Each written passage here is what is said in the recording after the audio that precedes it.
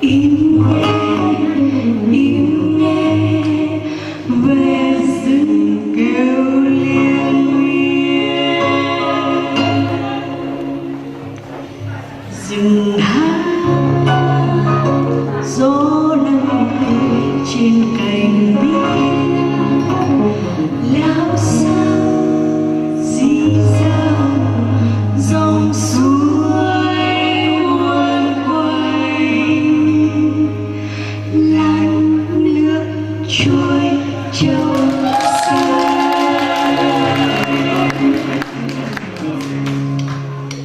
Dốc xếch xếch nước luồn qua không trung, lan rơi xoay tròn nước cuốn trôi.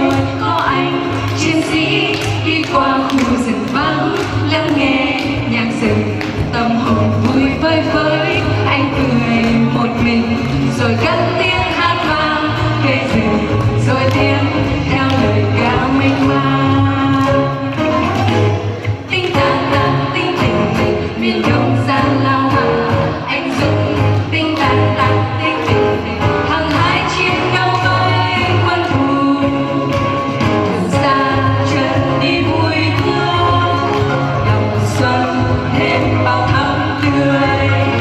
Nhạc rừng băng liêu cùng nhịp bước, hương rừng thoáng đưa hồn say sưa.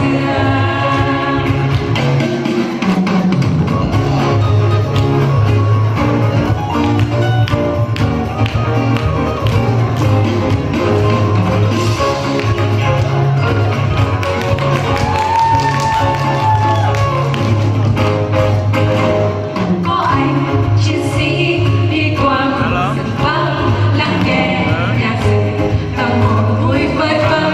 Anh cười một mình rồi cất tiếng hát vang cây rừng, rồi tiếng theo lời ca mênh mang.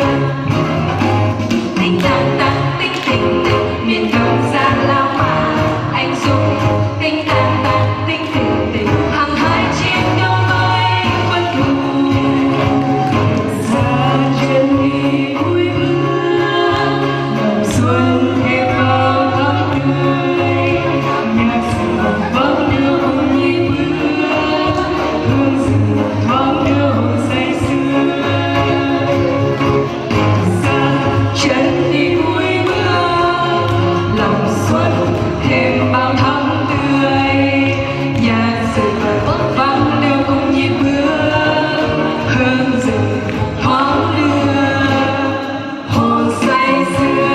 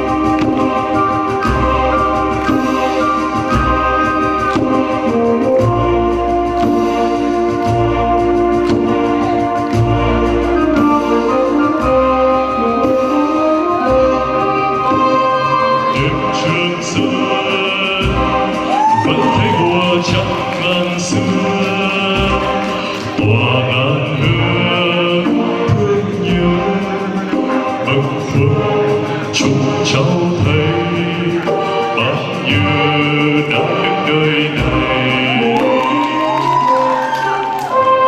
Ơi đêm Trường Sơn, nghe tiếng suối trong những tiếng hát xa mà ngỡ như từ Bắc có suối về đây ngân nga. Âm vang Trường Sơn, âm vang Trường Sơn, đường Trường Sơn mang bóng hình của Bác. Đường Trường Sơn chúng cháu dồn chân bước con đường của Bác đã đi qua. Ơi đêm Trường Sơn, nghe tiếng suối trong những tiếng hát xa mà ngỡ như từ Bắc có suối về đây ngân nga. Âm vang Trường Sơn, âm vang Trường Sơn,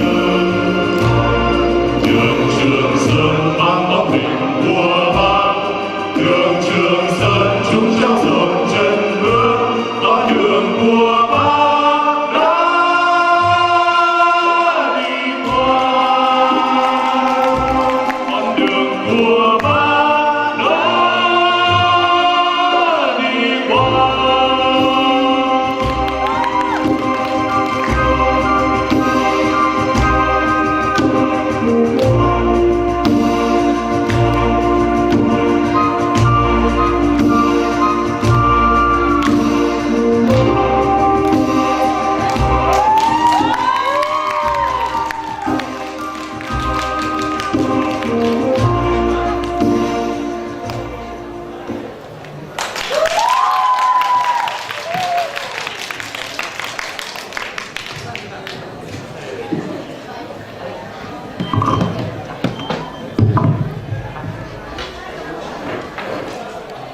Xin cảm ơn những tràng tay của quý vị, các bạn và các đồng chí đã dành cho phần biểu diễn của bảy chàng trai đến từ Sở Ngoại vụ với ca khúc Đêm Trường Sơn nhớ Bác vừa rồi.